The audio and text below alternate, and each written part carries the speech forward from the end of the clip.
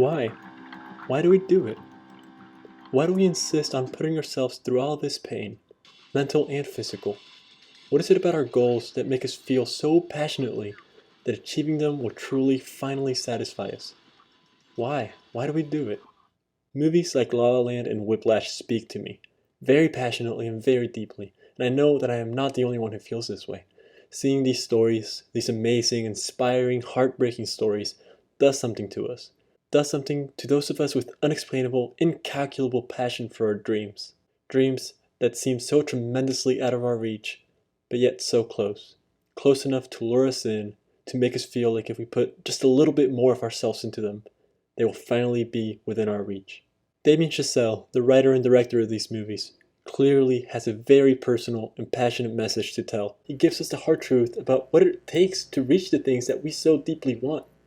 And then he leaves us with the question of whether it's all even worth it, without giving a clear answer. What do you want? What do you want? It's not that simple. What do you want? Oh, wait, sorry, wrong Ryan Gosling movie. Let's start with La La Land, the love story. Mia, an aspiring actress, and Sebastian, a struggling jazz piano player. You're fired. Both with their own goals and ambitions, with clear wants and longings, both of them there to encourage the other, to push each other harder and to redirect them back on the path of their goals, even if it means pushing them away.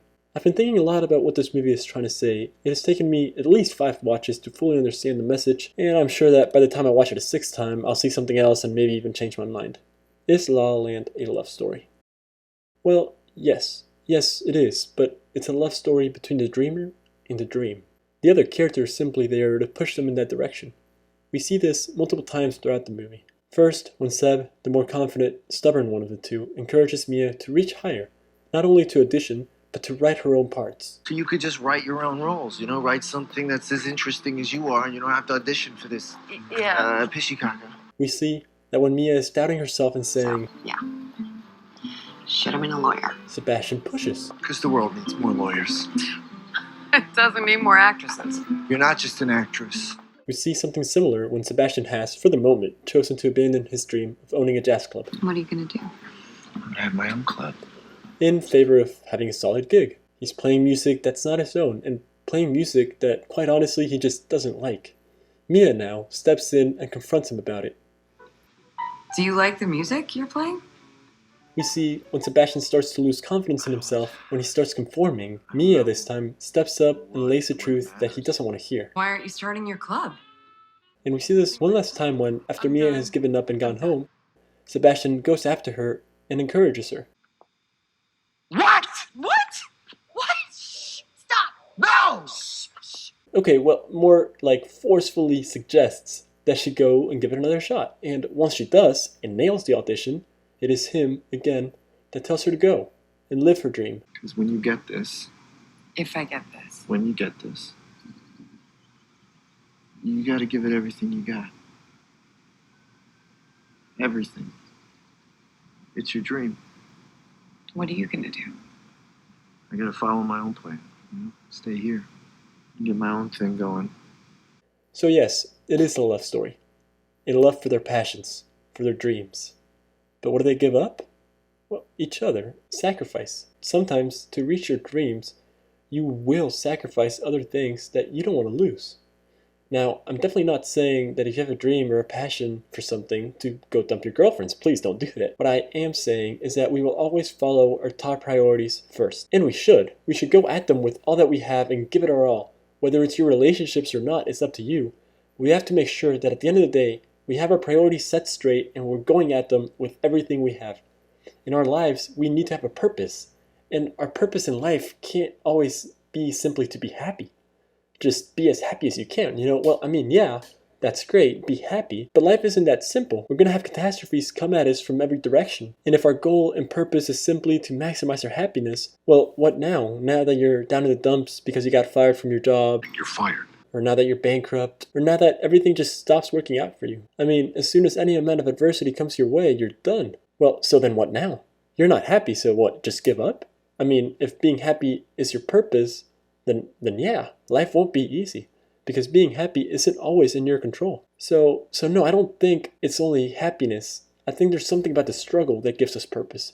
about the pride that comes with it. To give your all to your responsibilities, your goals, dreams, ambitions, there is something about that that calls to us, and it's different for all of us. For Andrew in Whiplash, is a dream of being one of the greats. Whiplash, one of the most intense, emotion-filled movies I have ever experienced. And, like La La Land, it deals with themes of sacrifice and questioning your goals. Throughout the entire movie, we see Andrew laser-focused on his goal. He wants to be the best. We see this over and over, and we see that his forceful determination to reach that goal pushes aside other things. Comfort, a steady and calm life, and even a relationship get thrown out the window. We see him suffer greatly, both physically and mentally, to reach his goal. And throughout the movie, we not only sympathize, but we see ourselves in him. We relate to him. However, we are also forced to reflect on whether it's even worth it. No doubt many of us have been in a situation in which we are giving something so much of ourselves. And maybe that something is sports or art or frankly any passion that we may have. So we sympathize with Andrew because, like him, we have been there. We see what he gives up and we see what it cost him. And we also see that he's not very happy. And we're forced to wonder, is that okay? Is it okay to forget our happiness to reach a greater goal? If so, why? Who even set the goal and what is it for? Is he doing it for himself or is he doing it for Fletcher? We're not told in the movie. Like I said, maybe our purpose in life isn't to be happy. Maybe we should find something that truly challenges us. And maybe, like him, once it's all said and done, we too will smile.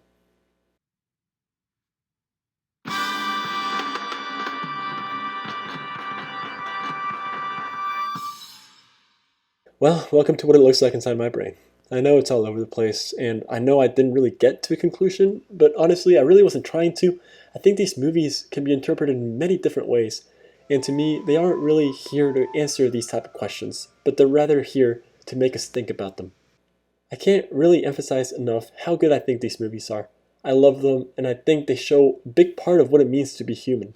With people so overly focused on having a successful career that they are maybe even forced to put their family aside or simply to forego their happiness, it's movies like this that makes us reflect on not only whether our dreams are worth it, but it makes us consider what our actual dreams are. What matters most in our lives? Maybe we have this laser-focused sight set on the wrong thing, and nobody can really tell us what the right thing is.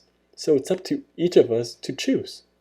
But once we do, we must go at it with everything that we have.